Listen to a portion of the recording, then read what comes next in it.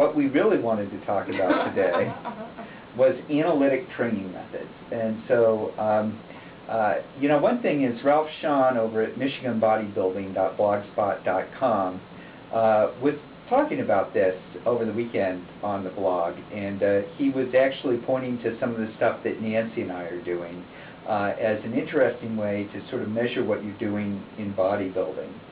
And I guess I'd ask you this, Nancy, and you're a bodybuilder. You've been through 2 bodybuilding competitions, and so that qualifies you as to be able to say that you really do it at an amateur level, but nonetheless you're doing it. Give me an idea. How did you used to train before? I mean, what was the idea of your training up until we started on this whole periodization thing? The idea behind the training prior to this periodization training that we did was to continue to lift heavy. The body was broken down into a 4-day split, so it would be, you know, chest by one day, legs, back, abs, shoulder, tri, for the most part.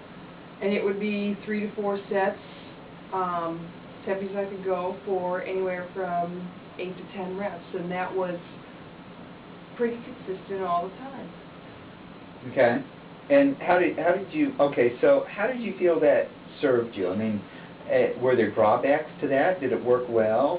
What was...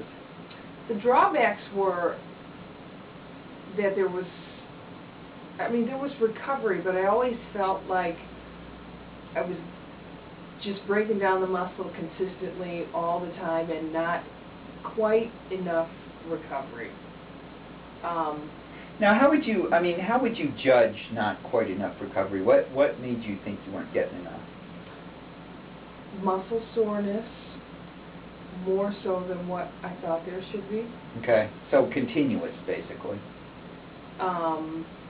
Fatigue, overall body fatigue, general kind of sluggishness, more consistently than what there should be. Those are the 2 big ones. Okay. Do I think it served me well in terms of putting on some muscle? Yeah, I do think it did that. Do I think it was the most effective way to do that? I'm not convinced. I'm also very anxious to see what happens when we test our 1RMs again. And then I'll be able to compare a little bit better there also. What I've noticed is that I'm now sometimes excited to come in and do workouts, which I was building up, because you and I, for your last competition, you and I basically trained together, and there would be points in time in that where I was like, oh my God, you know, not another workout, and now I'm kind of like coming back, and I'm like, yeah, we're going to do chest. Let's see if we can get 75% 1RM for 4 sets of 10. Yeah, I agree. We should be pushing it to the limit, okay? Mm-hmm. And then next week, which will be our high week, we're going to do 80 and 85%, which, woo-wee. I think that should be very challenging. But the idea is that, you know, you push yourself up by degrees, and you're not constantly pounding yourself.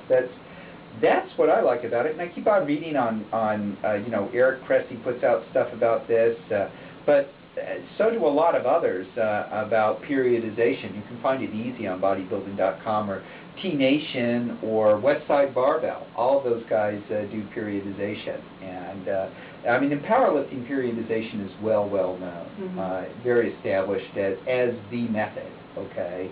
Whereas in bodybuilding, I just don't think it is much. Now, Ralph Shawn goes back and he makes a lot of observations about, you know, you know, it's a physique sport, bodybuilding. You know, basically you're kind of doing it a bit for looks, and that's true. He kind of contrasts that with powerlifting, where he says he's seen people carried out on ambulances from meets. But you've probably seen that in bodybuilding competitions too, haven't you? I personally have not seen that. I, however, have heard about it. Yeah, so have I. I think there's pluses and minuses to both ends. I've noticed that those powerlifters can develop mighty awesome guts. Okay, I mean, I saw one. I was looking at one guy over the weekend who has a popular powerlifting site, and boy, did that guy have the biggest belly I've ever seen. And, you know, he wasn't lifting weights much more than what I'm doing now. Okay? He's an amateur powerlifter.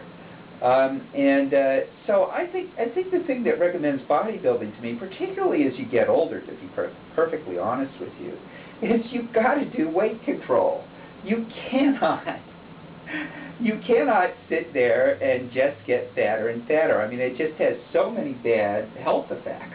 Absolutely. Okay, so we're going to do 1 RMs week after next, right? Week after next. Okay, so are you anticipating some gains? I'm hoping to see some gains, certainly in the bench press. What do you think would be a reasonable expectation of going up there? You know, I'm not sure.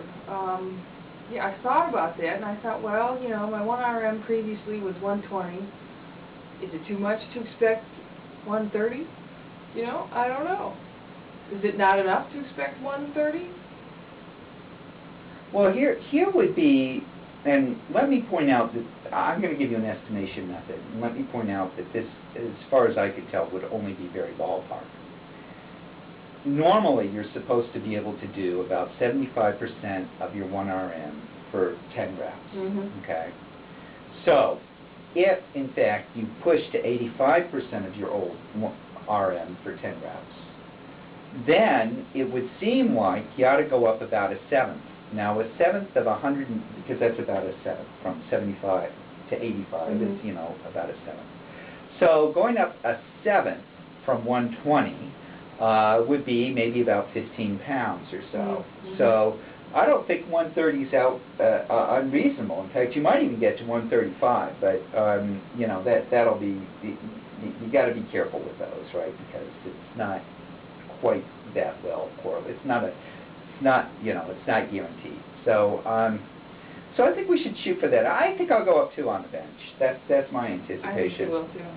I think I'll go up on the deadlift, and in part that's almost guaranteed because I don't think we got as high as I could get the last time we measured the deadlift. I agree with that. I don't think we started high enough.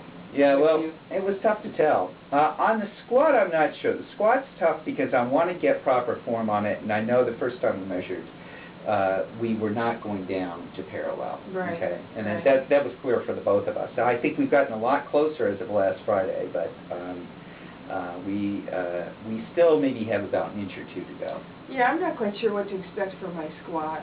My depth has improved, and I'm happy about that. But in terms of what to expect when we retest our 1 RMs, I'm not sure. Okay. Well, we'll leave it on that. So it's a holiday week here in the United States, if you're watching this outside of the U.S., which some people are. So you'll hear from us next week.